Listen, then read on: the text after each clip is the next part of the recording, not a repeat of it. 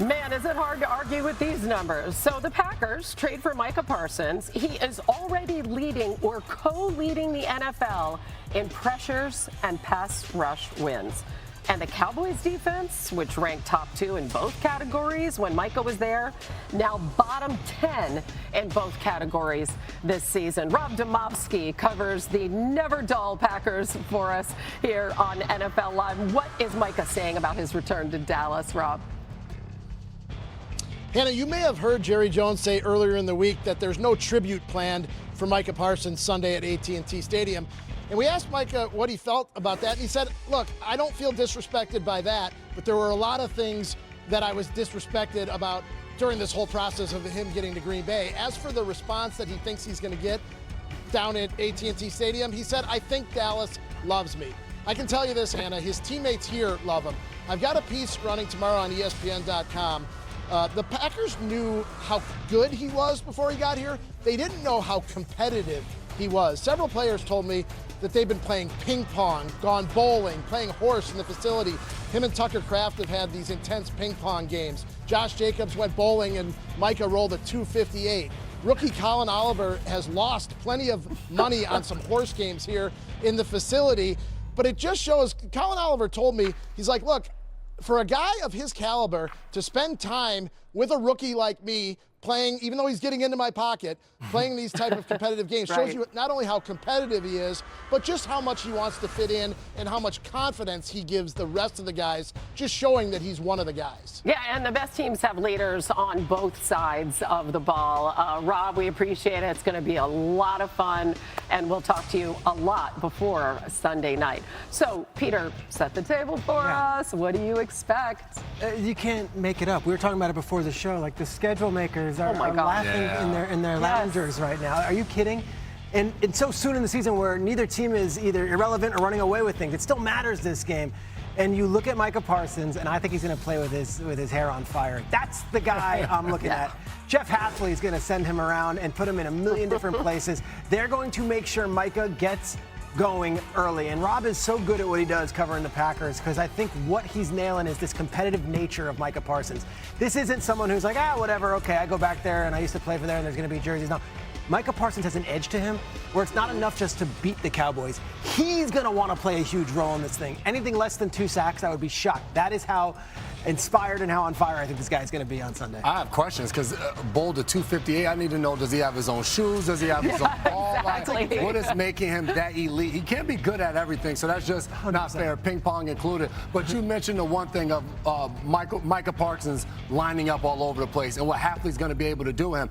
It's going to start on 1st and 2nd down and then getting into 3rd and longer situations where now they can start to mix things up. Right now, Micah's aligned on the right. But watch what happens inside of him and what the 3 defensive linemen are going to do. They're running games. You have 2 defensive tackles coming to the right, somebody looping around. That's where all the attention is. And now Micah gets a one-on-one on the outside, and he can win and get pressure and get a sack. Right here now, he's stacked up at that linebacker spot. So now he is flipping, and he's going to be the guy involved in the games being ran up front. Same thing now, just ran from a different angle. But all of while he's looping around, Rashawn Gary now is an unblocked defender that comes clean straight to Joe Flacco for an easy sack. So for Jeff Hafley, not only do you have a player like Micah Parsons, but now it elevates everybody around him, and you can do things to free guys up and make it easy sacks for him. Yeah, and they lead the NFL in scoring defense. Nobody has even scored 20 points against this team yet this season. All right, we're going to bring Shefty back in here. Shefty, what more can you add about this matchup?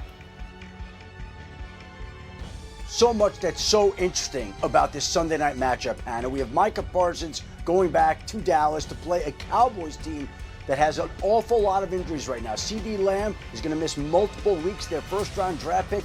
Tyler Booker is out 4 to 6 weeks with a high ankle sprain. The Cowboys should be getting back Deron Bland in the secondary, but Micah Parsons is going back to a place in which he still rented out a suite for the full season. Couldn't get a money-back guarantee once he was traded to Green Bay. We'll have a whole host of friends and family in his box in Jerry's world, in a place where, by the way, the Green Bay Packers have gone 6-0 since the stadium opened in 2009. So the Packers have made Jerry's world their world. It's been all about Green Bay, and they're going to have the opportunity to do it again on Sunday night. Oh my gosh, they were up 48-16 in that playoff game 2 years ago. I think Aaron Jones just ran another touchdown. Unbelievable. I think that's a little Shefty with they didn't give him his money back on the suite. I mean, we're sending you out of Dell's a little petty. Yeah, I'm sure they could have got someone else to I think so. All right, Shefty, thanks. Love that. Love all the details coming out about Micah. All right, so we are getting you set for tonight, quickly approaching the beginning of week 4. The Hawks and Cardinals out in Arizona. And since Mike Macdonald, by the way, took over as head coach, the Hawks are really impressive 8-1 on the road. So time to build out a play sheet presented by ESPN Bet Sportsbook. And we are going to turn to Schrager. All right, Schrager. Yes. Quick. Sam Darnold coming off back-to-back games with multiple TD passes. Over under 1.5 TDs for him tonight. Under. Defensive battle tonight, Hannah. All defensive battle. 2 of the better defenses in the league. I say under on this one. Marvin Harrison Jr. Under. I don't mean to be negative. I know you want to play these guys in fantasy, folks. I'm just giving you the realities here. Okay. Also, Marvin Harrison Jr. has not been the #1 receiver they were hoping for. And this is where we get crazy. Who is this? This is called a moonshot. You take one, you hit a home run. Jason McCourty, how about a guy who's got 3 catches on the year? Last week, 1 target, 0 receptions in the red zone. Elijah Arroyo is going to get a touchdown. Elijah Arroyo. He's not going to throw 2. He's going to throw 1 tonight. Very specific. And it's going to go to Elijah Arroyo. When you guys watch this at home tonight, I want you to tweet at me or Instagram at me at PShregs. Be like, oh my gosh, you called it. And if he doesn't do anything, don't do anything. Just curse him out. That's it. By the way, a guy, who's working through a groin injury this week. Yes, that's okay. Just to add on top of that, okay, thank you for being bold because a $10 bet on Peter's play sheet wins you just over, ready for it? $480. Arroyo. There you go. That's an NFC West battle. Both teams coming in at 2-1 on the season. Lindsay Theory is in Glendale. She's covering this one for us. Lindsay, Sam Darnold is now playing for his 5th team in 8 seasons. So how's he acclimated to that Seahawks locker room? Hannah, he's acclimated as quickly and as well as anyone in Seattle could have hoped. Coach Mike Macdonald says he's been efficient, accurate, and tough. They say he's been aggressive with the football. He's extended plays, and he's also taking care of the ball, which we all know is of utmost importance. For his part in this, Sam Darnold says it's been easy to acclimate because he knows these guys. He's gotten to know them quickly. He knows the scheme, and he's studying a lot of film.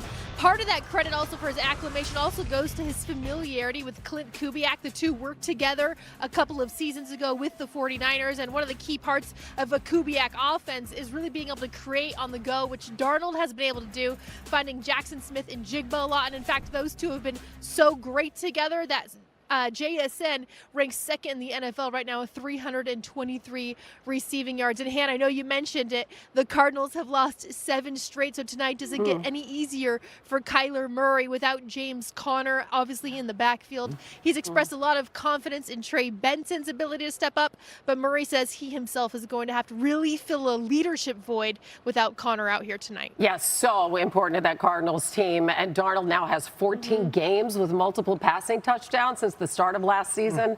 Lindsay, thank you.